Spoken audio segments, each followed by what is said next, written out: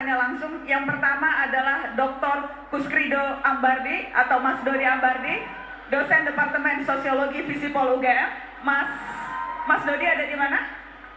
Silakan Mas Dodi, waktu untuk Anda bertanya ke Pak Prabowo. Oke, terima kasih. Selamat datang Pak Prabowo di UGM dan semoga sehat selalu. Saya mengikuti dari judul yang Anda sampaikan tadi tentang transformasi bangsa menuju Indonesia Emas tahun 2045. Kemudian saya mengikuti dari poin yang pertama sampai 17 yang ada di slide. Di sana saya melihat bahwa penekanannya itu pada pembangunan ekonomi, kemajuan ekonomi, dan seterusnya. Sehingga kemudian saya menjadi bertanya-tanya, transformasi bangsanya di sana, bangsanya di mana ya? Karena saya merasa selama 2 pemilu terakhir itu bangsa ini agak sedikit terkotak-kotak, kemudian ada polarisasi, sehingga kemudian ketika seandainya tadi segala kesejahteraan itu mau dicapai, pendistribusian antar kelompok itu bisa berproblem. Nah, itu biasanya pengkotak-kotaan itu menimbulkan ketegangan sosial dan kemudian kadang-kadang pecah menjadi konflik. Dan itu siklusnya selalu muncul di setiap pemilu presiden. Baik. Nah, pertanyaan saya sekarang, kira-kira Pak Prabowo, bangsanya ini yang terkotak-kotak dan kemudian terpecah-pecah, itu agenda Pak Prabowo untuk menyelesaikan seperti apa? Dan saya berharap yang agak konkret Pak Prabowo. Terima kasih. Terima kasih Mas Dodi. Baik, karena Bapak berdiri, saya juga berdiri jawabnya. Jadi, kalau menurut pendapat saya dan pakar-pakar yang saya himpun, kunci daripada kesulitan bangsa adalah bahwa banyak di rakyat kita yang mengalami kemiskinan, yang sulit mendapat pekerjaan. Kalau dapat pekerjaan, penghasilannya tidak cukup. Banyak anak-anak kita yang kurang gizi, ya. Saya baru dari Mua di Maluku. Saya disambut anak-anak SD. Saya tanya, umur kamu berapa? Saya mengira umurnya 4 tahun. Badannya begitu kecil. Dia menjawab, saya umurnya 9 tahun. Di sebelahnya, saya tanya, kamu umurnya berapa? Saya kira dia umur 5 tahun. Dia jawab 10 tahun. Jadi ini tidak bisa.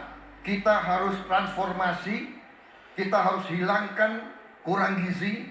Kita harus hilangkan kemiskinan. Kita harus mencapai negara yang kita inginkan. Hilangkan korupsi. Dengan bagaimana? Dengan perbaikan gaji, perbaikan investasi dan sebagainya. Ini nanti menuju kepada apa yang Bapak cita-citakan. Kita tidak ingin ada permusuhan, kita tidak ingin ada pengkotak-kotaan.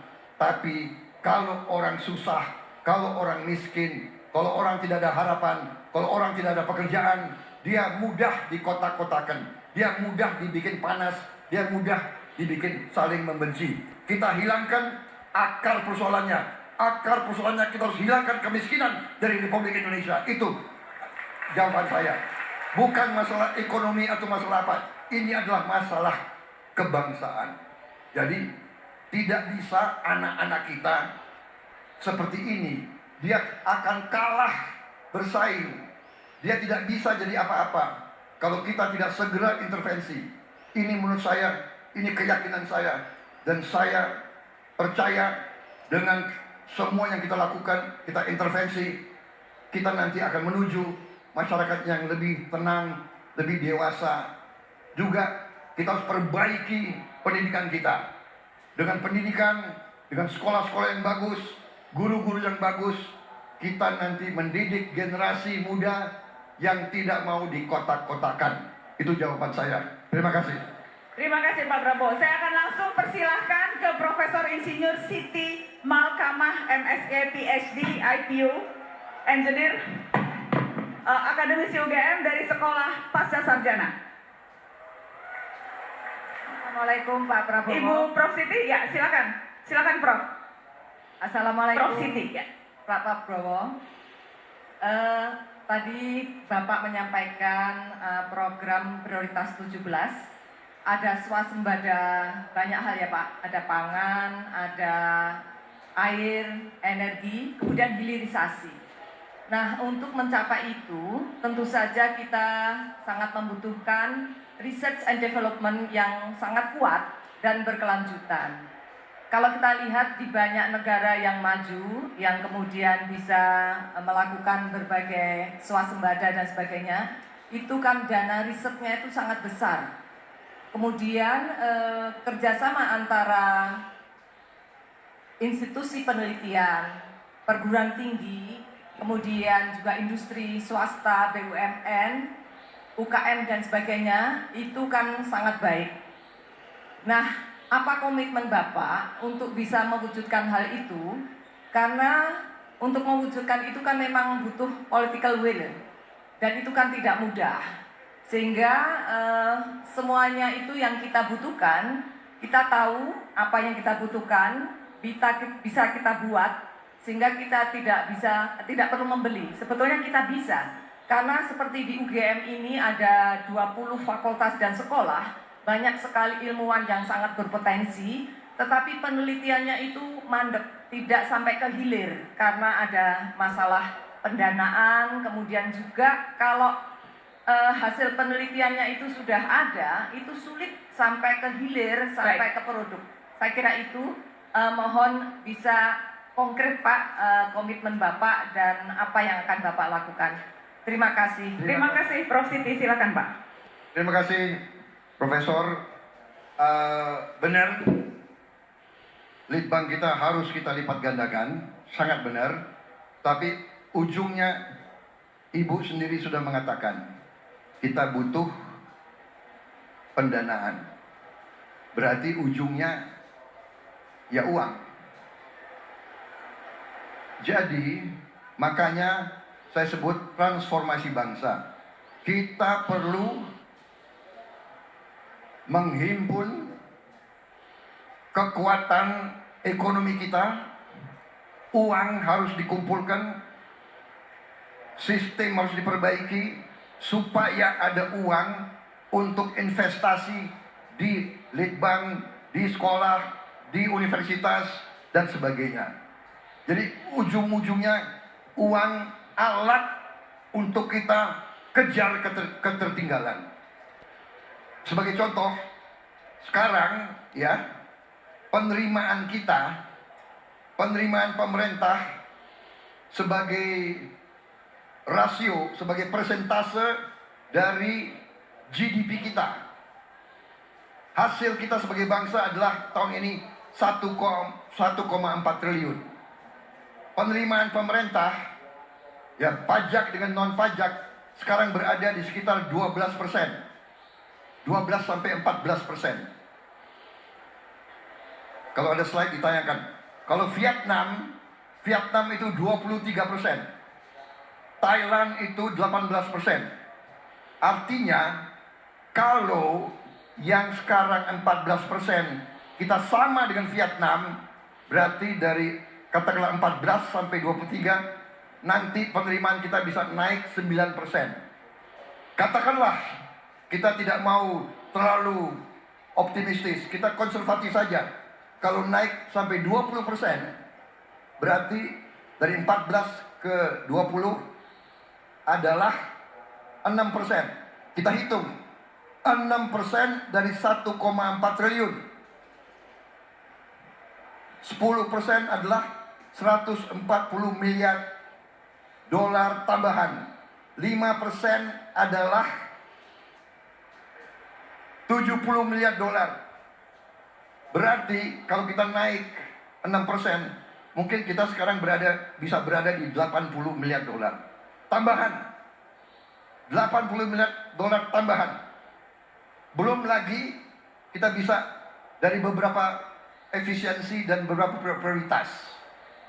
Sekarang hutang Indonesia dibandingkan rasio terhadap domestik bruto kita, PDB kita, sekarang adalah sekitar 39%. Salah satu terendah di dunia.